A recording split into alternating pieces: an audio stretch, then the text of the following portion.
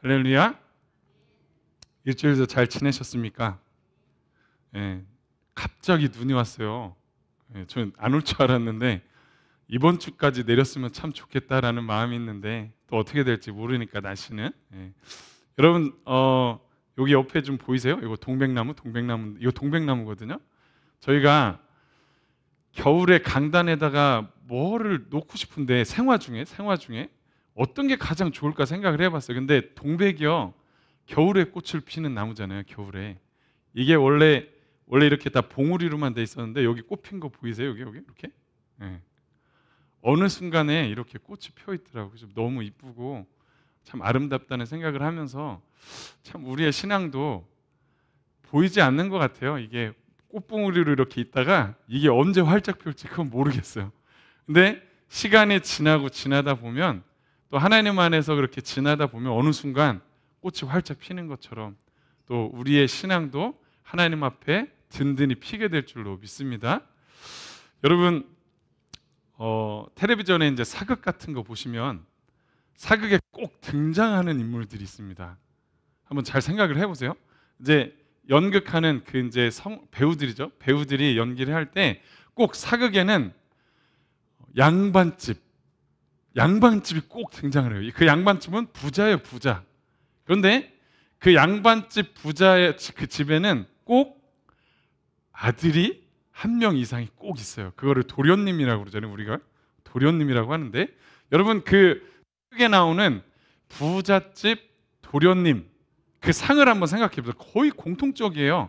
그가 하는 행동, 말, 표정, 이 모든 것들이 여러분 어떤 모습들로 여러분들이 많이 보셨죠? 부잣집 양반의 아들 도련님으로 딱 등장하는 사람 대부분 어때요? 거만해요. 맞아요. 거만해요. 또 기억나시는 거 있으세요? 이거 참 이상하게 진짜 거의 비슷해요. 말씀하신 것처럼 굉장히 거만해요. 왜냐? 어렸을 때부터 고생을 안 하면서 크고 또 모든 집사람들이 다 오냐오냐 키웠을 거 아니에요. 그죠? 주인집 아들이니까 막 대단하다고. 그러니까 이 아들은 항상 자기중심적으로 자기가 하고 싶은 대로 하고 또 사람들이 자기가 하자고 하는 걸 다 따라오길 원하고 그리고서 막무가내로 그렇게 막 하는 거예요. 그러면서 지위가 있다 어찌됐든 양반이니까 그 자기보다 지위가 낮은 신분에 있는 사람들은 그런 도련님들이 어떻게 하죠? 종이나 이런 사람들한테 예의 없이 막 하죠. 그죠? 막 대해요. 그래서 사극을 보고 있으면 그 도련님들을 이렇게 보고 있으면 어떤 마음이 제 안에도 드냐면 참 한번 고생 좀 직살리 해가지고 좀 정신 좀 차렸으면 좋겠다. 아닌가요? 좀 그 사람이 좀 사람들의 마음을 좀 읽을 수 있었으면 좋겠다. 이런 마음이 들 정도로 참 얄미운 캐릭터거든요. 근데 제가 왜 이 얘기를 하냐면 오늘 우리가 읽은 요셉이 이제 나오잖아요. 오늘 요셉이 나오는데 요셉이 그런 모습을 지금 보여주고 있다는 거예요. 사실은 우리가 오늘 이제 본문 창세기 37장에 보면 야곱의 족보는 이러하니라 하면서 이제 얘기가 나오는데 여러분 야곱은 하나님이 복을 주셔가지고요 소나 양이나 뭐 염소, 낙타 할 것 없이 지금으로 얘기하면 부자였어. 엄청 부자. 그 집에 식구들 말고도 종들도 굉장히 많았던 것으로 제가 표현이 돼요. 그러면 이 엄청난 부자인 집에 요셉은 아들이잖아요. 그죠? 아들. 그것도 야곱의 가장 어떻게 보면 사랑받는 아들. 그런 아들로 태어났단 말이에요. 그러면 이 아들이 어떤 행동을 할지를 우리가 좀 상상을 좀 해봐야 된다는 거예요. 특별히 그 야곱 부잣집에 태어난 이 요셉이 어떤 행동을 하는지 잘 드러내주는 게 2절 말씀이거든요. 우리 한번 2절을 한번 다시 읽어볼게요. 시작. 야곱의 족보는 이러하니라 요셉이 17세의 소년으로서 그의 형들과 함께 양을 칠 때에 그의 아버지의 아내들 비라와 실바의 아들들과 더불어 함께 있었더니 그가 그들의 잘못을 아버지에게 말하더라. 아멘. 여러분 요 말씀만 딱 봐도 요셉이 참 어떻게 했냐면 형들의 잘못을 아버지한테 그냥 고자질하고 일러 바쳤대요. 근데 지금 요셉이 지금 몇 세라고 그랬죠? 여기 보니까 17살이에요. 17살. 지금 우리로 따지면 고등학생이잖아요. 고등학생 정도 되면 사실은 형제들 간에 이렇게 지내면서 형제가 있잖아요. 좀 이렇게 좀 잘못을 하면 좀 뭐 의리로 좀 덮어주기도 하고, 자기한테 뭔가 손해가 안 되면 그냥 뭐 지나가기도 하고 이럴 수 있잖아요. 근데 요셉은요 17세나 됐는데 형들의 잘못을 갖다가 일로 바쳤대요. 참, 여러분 그 뒤에 보면 뭐라고 나오냐면, 야곱이 요셉을 사랑하여 그에게 무슨 옷을 입혔다고 표현하냐면 채색 옷을 입혔다고 표현하거든요. 채색 옷. 채색 옷이라는 거는 어떤 의미가 있냐면, 이 아들을 특별히 사랑하니까 이 옷을 입혀준다라는 의미도 있지만, 제가 이제 여러 가지 책들을 통해서 이제 옛날의 문헌들을 보니까 채색 옷을 입힌 사람이 누구냐면 그 집의 상속자, 그 족장 시대였으니까 다음 족장으로서 어떻게 보면 권위를 주는 옷이 채색 옷이었다고 하더라고요. 그러니까 지금 요셉보다 다, 베냐민 빼고는 다 형들이잖아요, 그죠? 위에 다 형들인데 야곱이 요셉에게 채색 옷을 입혔다라는 거는 형들 입장에서는 어떤 일이에요, 이게? 정말 뭐 속된 말로 지금 예로 하면 짜증나는 일이고, 어떻게 그럴 수 있나? 그러면 이런 상황이면 17세나 된 요셉이 그냥 조용히 지내면 되잖아요, 그죠? 좀 미안한 마음으로 형들한테 참 미안하다, 조용하게 지내면 되는데, 어떻게 보면은 참 잘못을 막 저질러, 막 가서 꼰질르고 막 그래요. 여러분들 이런 모습 보면 어떠실 것 같아요? 여러분들이 형이라면 짜증 나겠죠, 그죠? 근데 여러분, 한번 제가 그 가계도를 한번 보여드릴게요. 자, 여기 이제 이게 야곱의 가계도인데, 저기 레아의 아들들이 앞에 6명, 숫자는 뭐냐면 태어난 순서예요. 태어난 순서.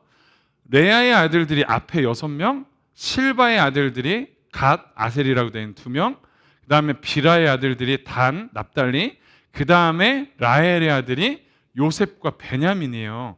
그러니까 요셉은 지금 11번째 아들이잖아요, 그죠? 다 위로 엄청 형들이란 말이에요. 다 형들이에요. 그런데 제가 왜 이 가계도를 보여드리냐면, 아까 제가 그 말씀을 한번 다시 보내드릴게요. 자, 여기 보면 독특한 표현이 있어요. 요셉이 어떤 형들을 가서 꼰질렀다고 여기 나오냐면, 아버지의 아내들 비라와 실바의 아들들이라고 그랬어요.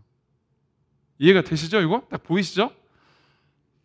아버지의 아내들 비라와 실바의 아들들이라고 그랬어요. 여러분, 이게 무슨 얘기냐면, 요셉의 원래 본처, 진짜 본처는 누구랑 누구밖에 없어요? 레아, 여기 보면 레아와 라헬만 진짜 본처예요. 야곱의 본처. 그러면 실바랑 비라는 누구냐면 각각 레아의 몸종이 실바, 라헬의 몸종이 빌하였어요. 그러니까 실바와 비라는 종이었단 말이에요. 종. 여러분, 종의 신분에서 자식을 낳았어요? 그럼 우리 조선시대로 따지면 그런 자식을 뭐라고 하죠? 우리가? 그 조선시대, 서자라고도 하고, 종의 아들은 억자라고도 표현하더라고. 억자, 얼자, 참 얼자, 억자가 아니라 얼자. 서자 아니면 얼자. 여러분, 우리 조선시대도요, 본처의 자식이 아니면 종의 자식이라고 그래가지고 그들은 어떻게 취급했어요? 거의 종처럼 취급했다며. 종처럼. 그럼 지금 이 야곱의 가정에 실바와 비라의 자식들이 있는데, 아까 요셉이 어떻게 했다고요? 실바와 비라의 아들들과 더불어 함께 있을 때 그들의 잘못을 까발렸대요. 여기 보면 뭘 느낄 수 있냐면, 레아의 자식들에 대한 얘기는 없어요. 본처의 자식들에 대한 얘기는. 이게 무슨 얘기냐면, 요셉이 딱 보니까 뭐 아버지나 형들이나 뭐 식구들이나 그 가족들이 보니까 이 종들의 자식들, 비라와 실바의 자식들을 대하는 게 마치 뭐처럼? 조금은 종처럼, 어떻게 보면 친자식과 같이 그렇게 안 하는 게 보이잖아요, 이게. 그러니까 요셉도 그들을 더 마치 주인이 종 보듯이 이것들 잘하나 잘못하나 보자, 약간 그런 눈 있잖아요. 그런 눈으로 계속 이렇게 보면서 잘못이 일어나면 그냥 쪼르르 가가지고 아버지한테 막 다 일러 바치는 거예요, 그냥. 참 얄밉죠, 그죠? 여러분, 그래서 나중에 여기 창세기 뒤에 보면 형들이 요셉을 어떻게 했다고요? 미워했다고 그랬어요. 미워했다. 근데 그 미워했다는 표현의 원어를 보면 그냥 우리가 얘기하는 그냥 싫어, 짜증나 이 정도가 아니라 그게 혐오하다라는 뜻이에요. 혐오, 증오. 그러니까 거의 막 죽이고 싶을 정도로 싫은 거예요. 그 하는 행동들이나 그 모든 것들이. 그런데 여러분, 이 눈치 없는 요셉은 그 다음에 어떻게 하는지 아세요? 여러분, 제가 꿈을 꿨습니다 하면서 형들한테 막 가가지고 막 자기 꿈 얘기를 막 하기 시작하는데, 여러분 그 꿈 얘기가 2번에 걸쳐서 하는 얘기가 뭐였어요? 잘 알다시피 형들하고 제가 밭에서 곡식단을 묶고 있는데 형들의 단이 자기의 단을 향해서 어떻게 했다고요? 절을 했다는 거예요. 가재도 아버지가 사랑함으로 상속자라고 채색옷까지 입혔는데 형들한테 형들이 자기한테 절했다는 얘기를 들으니까 형들이 어떻게 했어요? 진짜 화가 나겠죠. 표현이 거의 그래요. 더욱 꿈으로 인해서 더욱 미워했다라 진짜 이렇게 표현하잖아요. 근데요, 꿈을 또 꿨나 봐요. 또 와가지고 또 꿈 얘기하는, 이번엔 뭐예요? 해와 달과 별들이 자기 별에게 절을 하더라는 거예요. 아버지도 이 얘기 들으니까 이건 좀 아닌 것 같아. 나무랬다고 하잖아요. 꾸짖었다. 여러분, 지금 요셉의 이 상황들, 이 하는 행태들을 딱 보면 참 얄미워. 아까 17살이라고 그랬잖아요. 참 철딱선이 없고 어떻게 보면 오만하고 진짜 하지 말아야 될, 어떻게 저렇게까지 하나 하는 어떤 행동들. 왜냐하면 항상 그렇게 우쭈쭈하면서 막 이렇게 컸을 거 아니에요. 그러다 보니까 자기중심적이라는 건 뭐예요? 사람들에 대한 어떤 상황, 그들의 마음, 그들의 어떤 처지들에 대해서 공감하고 이해하는 능력이 없다는 거예요. 이거는 그냥 자기가 생각하는 대로 내지르고 행동하고 그렇게 살아간다라는 거거든요. 그게 형들에게 계속해서 상처를 주는 거예요. 그러니까 형들이 어떤 마음까지 가졌느냐? 죽이고 싶을 정도로 미워했다는 거예요. 죽이고 싶을 정도로. 그런데 여러분, 실제로 우리가 읽지는 않았지만 12절 이후에 보면 여러분들이 다 아는 내용 있잖아요. 이제 야곱이 형들이 다 이제 양을 치러 나갔어요. 멀리 나갔는데 이게 안 돌아오니까 궁금했던 것 같아요. 그래서 집에 남아있던 누구? 요셉에게, 야, 형들이 잘 있는지 가서 좀 보고 와라. 심부름을 시킵니다.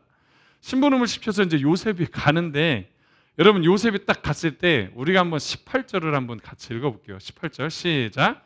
요셉이 그들에게 가까이 오기 전에 그들이 요셉을 멀리서 보고 죽이기를 꾀하여 라고 나오잖아요. 여러분, 여기 요셉이 이제 형들을 향해서 멀찍이 지금 멀리 오고 있는 거예요. 근데 형들이 딱 보니까 여러분, 요셉인 걸 어떻게 알았을까요? 멀리 있는데, 멀리서 지금 사람이 누가 오는데 여러분, 요셉인 걸 알았단 말이에요. 멀리서 보고. 어떻게 알았을까요? 그러게, 왜 그놈의 채색 옷을 또 그럴 땐 입고 가가지고. 딱 봐도 요셉이에요. 딱 봐도 요셉. 막 채색 옷만 보면 형들이 어떻게 할까요? 마음이 짜증 나는 거예요. 이게 짜증 나는 거예요. 야, 요셉이다. 딱 요셉. 그리고서 뭐라고 그랬죠? 죽이기를 꾀하여라고 그랬잖아요. 잘 됐다. 여기까지 오기만 해봐라. 쟤를 우리가 죽이자. 어떻게 죽이지? 막 도모하는 거예요. 계획하는 거예요. 그래서 결국엔 어떻게 했습니까? 그를 먼저는 옷을 다 벗겨서 깊은 웅덩이를 일단은 밀쳐서 떨어뜨려요. 죽이려고 이제 기다리는 거죠. 근데 아들들 중에 유다가 그러지 말자. 차라리 이 동생을 상인들한테 종으로 넘겨버리는, 팔아버리는 거죠. 팔아버리는 거. 그래서 은 20에 요셉을 팔아버려요. 여러분, 지금 야곱 가정 안에, 형제 안에서요, 아무리 화가 나도 형제를 죽이기까지 하는 이런 상황들이 벌어지는 건 참 문제라고 저는 생각을 해요. 거기다가 죽이진 않았어도 지금 어떤 일이 벌어졌어요? 동생을 팔았어요. 어떻게 보면 지금으로 얘기하면 거의 인신매매라고 할 수 있잖아요. 지금 이게, 그죠? 돈 주고 팔았으니까. 여러분, 이 가족 안에 끔찍한 일들이 지금 벌어지고 있는 거예요. 오늘 이런 야곱의 형제들 간에 일어나는 이 일들, 어떻게 보면 끔찍한 이 일들이 벌어지고 있는데, 여러분, 일단 저는 뭐 이거 끔찍하다 이 얘기를 하고 싶은 게 아니라 오늘 이 본문을 통해서 저는 요셉의 입장에서 한번 보고 싶더라고요. 요셉의 입장에서. 여러분 나중에 이제 다음 주에도 저희가 읽겠지만 종으로 팔려간 요셉이 애굽으로 갔잖아요. 애굽에 가서 보디발이라는 집에 종으로 팔려갑니다. 그죠? 그건 뭘 얘기합니까? 이제 사랑받는 아들이었던, 그렇게 사람들에게 사랑받고 존대받았던 그 요셉이 하루아침에 어떻게 됐어요? 가장 비천한 멸시받는 종의 자리로 거기서 그렇게 있는 거예요. 근데 있다 보는데 자기가 잘못한 거 없는데 이번에 그 주인의 안주인 때문에 누명을 쓰고 이번에는 어떻게 됩니까? 감옥에 또 갇혀요. 죄인의 몸으로 또 감옥에 갇혀요. 그 수많은 세월들 한번 보세요. 형들이 팔아 넘긴 그 순간부터 요셉의 인생은요, 꼬이고 꼬여서 종의 인생으로 갔다가 거기서도 모자라 죄인의 인생으로 감옥까지 가버리는 거예요. 여러분 요셉이 거기서 벗어나려고 발버둥 치지 않았을까요? 아무리 발버둥 쳐도 벗어날 수 없는 그 상황, 그 힘듦과 고통의 시간들, 왜 요셉이 그 시간들을 지나갔을까?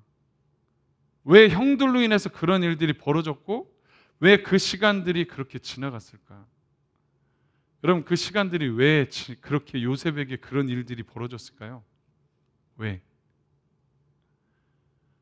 여러분 우리가 신앙생활 하다 보면 예수 믿는데 신앙생활 하는데 우리의 삶은, 우리의 가정은 평안해야지, 그래야 되지 않나요? 라고 질문하시는 분들 있죠. 그죠?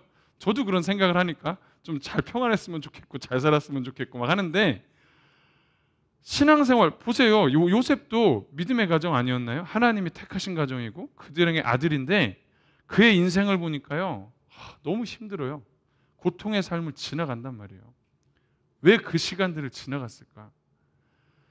여러분 제가 그냥 결론부터 먼저 말씀을 드리면, 하나님은 요셉을 나중에 누구로 세우시는 거죠? 나중에 요셉을 누구로 세우십니까?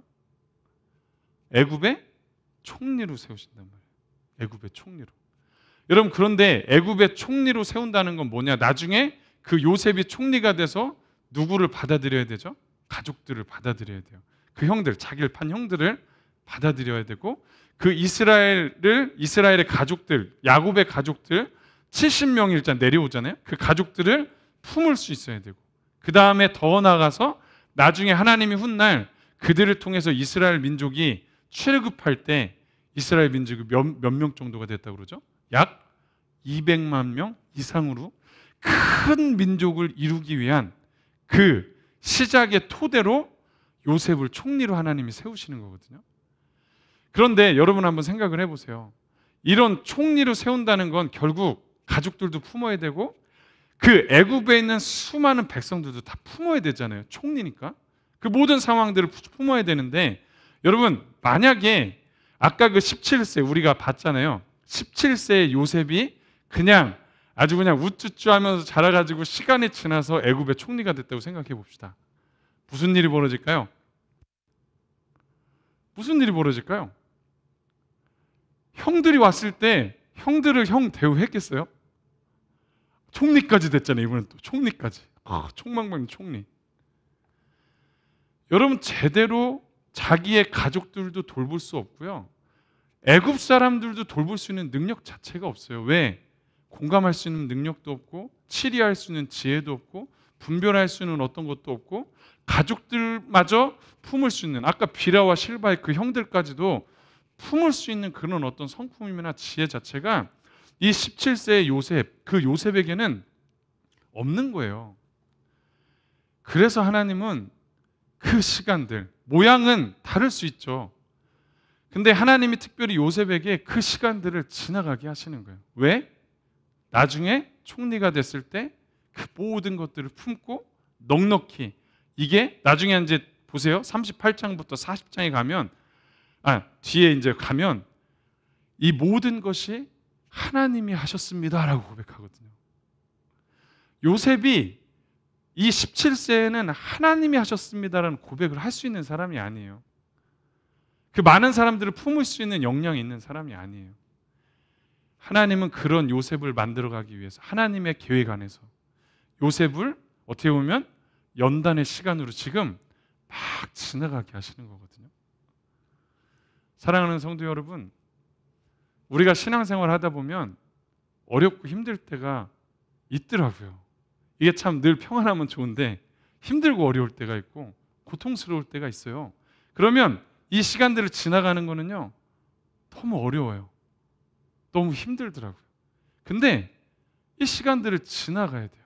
왜냐? 그래야 하나님께서 나중에, 물론 다 연단은 아닙니다. 때로는 뭐 우리가 죄를 져서 잘못한 것에서 일어나는 일들도 있을 수 있죠. 그런데 연단의 시간들을 통해서 하나님은 더 큰 어떤 일들에 쓰시기 위해서 그 일들을 지나가게 하실 때가 있다는 거예요. 성경에 보면 그런 인물들이 종종 있잖아요. 예를 들어서 우리가 잘 아는 모세, 그죠? 저기 애굽의 공주의 딸이었다가 쫓겨나가지고 광야에서 40년 동안 연단을 받고, 다윗, 사울에게 쫓겨가지고 그 광야에서 거의 10여 년 동안 쫓겨다니면서 그 연단의 시간. 우리가 잘 아는 신약에도 사도 바울 같은 사람들은요, 맨 처음에 하나님이 부르셨잖아요. 다메섹 도상에서 부르셨는데 사역할 때까지의 3년의 기간이 비거든요. 3년 반. 그게 바로 연단의 시간이라고 얘기를 해요. 어떤 시간들, 그런 어떤 시간들을 사도 바울도 보내는 거예요. 왜? 하나님이 합당하게 쓰실 때까지 하나님이 그런 연단들을 하시는 거거든요. 그런데 그 연단의 시간들이 쉽지 않다는 거예요. 그러나 그 연단의 시간을 지나가면 어느 순간 이만큼, 제가 아까 이거 동백나무 얘기했지만 맨 처음에 이렇게 아무것도 보이지 않는 봉우리였다가 이게 어느 순간 성장해서 막 이만큼 성장해 있는 그런 모습을 볼 수 있다는 거예요. 제가 오늘 말씀 준비하면서 어떤 정신과 의사 선생님이 어떤 글을 쓴 게 있더라고요. 그 글을 쓰는데 그 글이 저한테 되게 와닿더라고요. 바닷가재에 대한 이야기인데 아마 들어보신 분들도 있을 거예요. 제가 한번 그 글을 한번 찬찬히 한번 읽어드릴게요. 한번 제가 읽을게요. 바닷가재는 사실 흐물흐물한 동물입니다. 다만 딱딱한 껍질 안에서 살 뿐이죠. 문제는 뭐냐면 그 딱딱한 껍질은 절대 늘어나지 않는다는 점입니다. 그렇다면 과연 바닷가재는 어떻게 성장하는 걸까요? 바닷가재는 자랄수록 껍데기는 당연히 조여올 것입니다. 바닷가재는 서서히 압박을 받으며 아주 불편한 상황에 놓이게 되죠. 바로 그때부터 성장은 시작됩니다. 원래 껍질을 버리고 새 껍질을 만드는 거예요. 원래의 껍질을 벗기 위해 바닷가재는 바위 밑으로 들어가서 고군분투를 하며 새로운 껍질이 생길 때까지 긴 시간을 버티게 됩니다. 바로 바닷가재는 이런 과정을 수없이 반복하며 성장하게 됩니다. 여러분 어떻게 와 닿으세요? 저는 이 글을 읽는데 참 와닿더라고요. 여러분 바닷가재가 그냥 연체동물처럼 굉장히 흐물흐물한 애인데 그냥 껍데기가 있기 때문에 보호해서 사는 건데요. 그 안에 몸은 자라잖아요. 그죠? 근데 껍데기는 성장하지 않으니까 이게 몸이 자라다 보면 우리가 발이 커지면 신발이 안 맞아가지고 막 힘든 것처럼 그 막 너무 답답하고 힘들고 고통, 압박을 느끼잖아요. 이제 성장할 때가 된 거예요. 그러면 이 바닷가재가 어떻게 한다고 그랬죠? 바위 밑으로 들어가서 왜냐하면 위험하니까 자기 그 껍데기를 막 고군분투하면서 다 그걸 막 벗어내요. 밀어내고 벗어내는 시간. 또한 다시 껍데기가 그래도 딱딱해질 때까지 숨죽여 기다려야 되잖아요. 그 시간을 계속해서 반복했을 때 저희 보세요. 얼마나 우리가 볼 땐 참 먹음직스럽게 생겼지만 강인하고 딱딱하고 아주 커다란 랍스타라든가 어떤 바닷가재가 쫙 되는 거거든요. 여러분 저는 그렇다고 생각해요. 하나님이 오늘 요셉의 삶에 요셉이 스스로 봤을 때는 왜 나한테 이런 인생이 나한테 왔지? 너무 힘들고 고통스럽잖아요. 그죠? 그런데 이거는 마치 바닷가재가 그 자기의 몸을 성장시키며 가는 것처럼 하나님의 연단 속에서 지금 이 요셉이 성장하고 있는 시간인 거예요. 이 과정을 통해서. 사랑하는 성도 여러분, 저는 오늘 이 설교를 준비하면서 참 저도 그런 시간들인 것 같다는 생각을 저는 하거든요. 제가 어떻게 보면 하나님의 참 연단의 시간들을 지나가고 있는 것 같다. 왜냐하면 그동안까지는 사실 제가 담임을 한 적이 없어요. 부목사로 뭐 사람들 안에서 뭔가 이렇게 어떤 부분들이 이렇게 맡아가면서 이제 했었는데, 제가 이제 여기 담임으로 와서 그것들을 정말 많이 느끼겠더라고요. 참 부족하고 연약하고 참 힘들고, 그러면서 저의 부족함 때문에 어떨 때는 그런 생각을 해요. 참 나 같은 사람이 목회하는 게 맞나? 나보다 더 잘하는 사람들이 여기에 섰으면 더 좋지 않았을까? 왜 내가 여기에 서 있을까? 약간 이런 고민들까지 제가 할 때가 있어요.